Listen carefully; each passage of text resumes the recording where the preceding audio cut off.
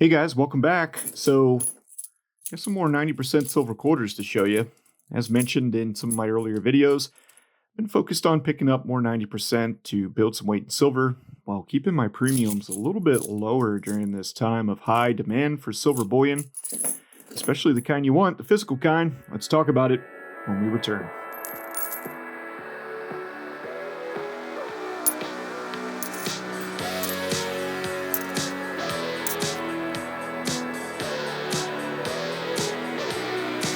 Hey guys, Florida Stacker back here with you. So, there are many advantages for silver stackers to stack circulated constitutional junk silver, whether it be the 90% like these quarters here, right? These are comprised of 90% silver. These are 1964 and older Washington quarters. Back when the United States used to print all of its coinage, geez, you can tell that I was born much later in life than when we got off the gold standard. When we used to mint coins using real money, gold and silver. Of course, silver lasted quite a bit longer than gold, going up to 1964. But some of the advantages of stacking 90% constitutional or junk silver, of course, is, well, it was minted a long time ago. There's a lot of it.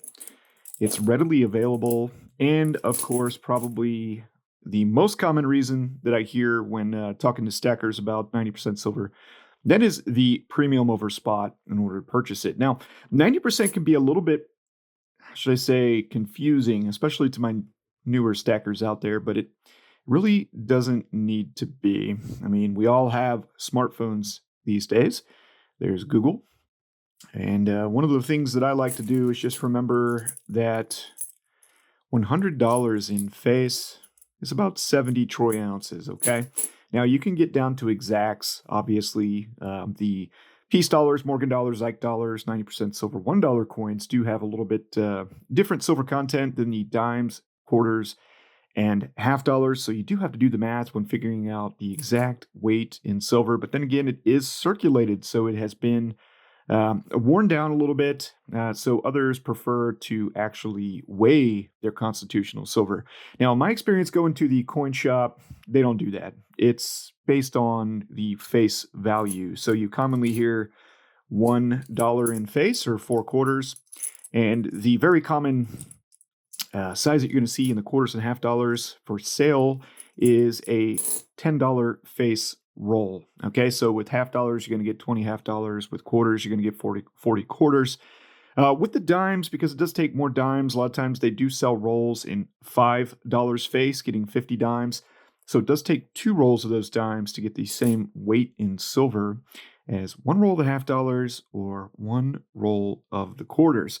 For me, the main reason that I'm stacking 90% silver is it's easy to buy. You can actually purchase it as I did, and it was shipped to me in this torn out Whitman sheet here for quarters.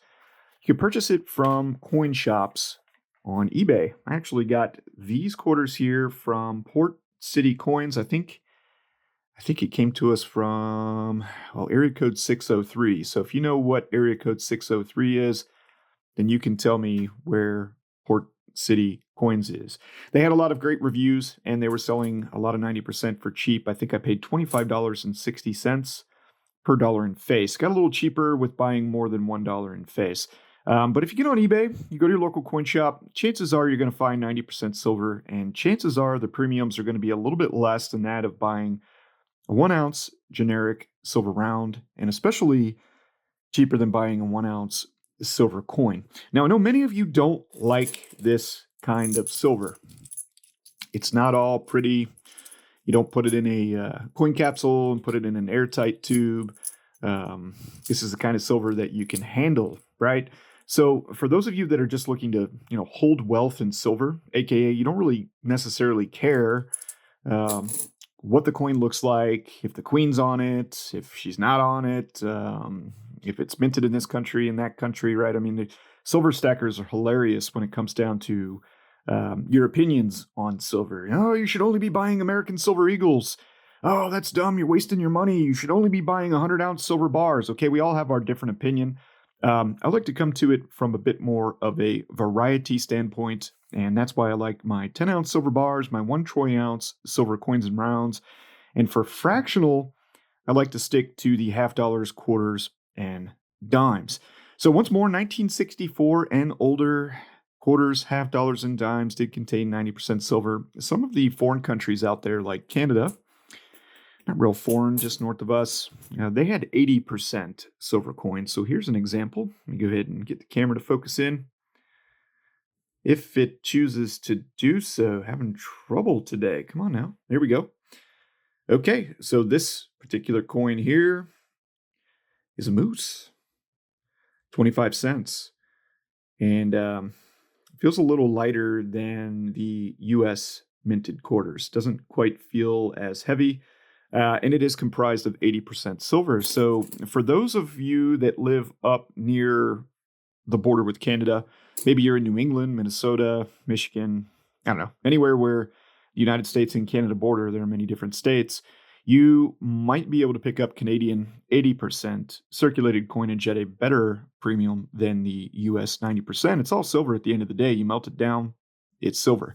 So those are some of the advantages. You've got the lower premium over spot of holding the circulated silver over a minted shiny bullion coin. You've also got a lot of it out there, right? I mean, this stuff was minted for decades, and a lot of it was circulated. Obviously, commerce had to take place here in the United States and other countries in the world, and coins were much more commonly used back in the day than they are now. I mean, we've all heard the stories from Grandpa, used to take a nickel, had to walk uphill both ways in the snow running from grizzly bears, but he made it to that cold store, that grocery store, that little modern or old school 7-Eleven back in the day to buy that ice cream cone before he had to, of course, walk back up hill again on his way home. Yeah, it's called inflation, right? It's inflation. So, for these today, for these quarters, has a real value of over 20 US dollars because we're talking 0.715 troy ounces. So without slowing the video down too much off to the side here, I'm going to go ahead and just punch in 28, multiply that times 0.715, and that gives me $20.02. So for a spot price of $28, 4 quarters is worth $20.02. Of course, that fluctuates with spot price, and then there's also the premium placed on top of it that gives you that true value of the silver coin. But wanted to share this with you. Been buying off of eBay from reputable coin shops. I've been working on this tube of silver quarters now for not very long. We already have $3 in face inside, and we'll go ahead and add another $3 in face, and I've got 3 or 4 more of these orders coming in. This is kind of my new hobby here for the channel. I'm still stacking those 1 troy ounce silver coins, buying 3 to 5 ounces of those every Friday when I get paid. But with any additional cash I've got laying around after I pay all my bills, especially because I'm not driving as much these days. I'm not really driving, not really putting gas in my car. So I'm able to put a little bit more into 90% constitutional silver coins. So let me know if you're stacking silver. Let me know if you're stacking 90% silver coins in particular.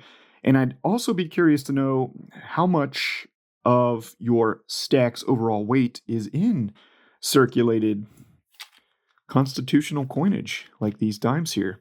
Curious to know. Some of you, it's pretty much your whole stack. And while it might not be the most beautiful stack, silver is silver, and you're doing well. So I'd like to hear how much silver you've got, 90%, and what your strategy is with 90% silver coins. Thanks, guys. Thanks for tuning in. Appreciate you watching this video. We'll be back soon with another silver and gold focused video. Take care, my friends.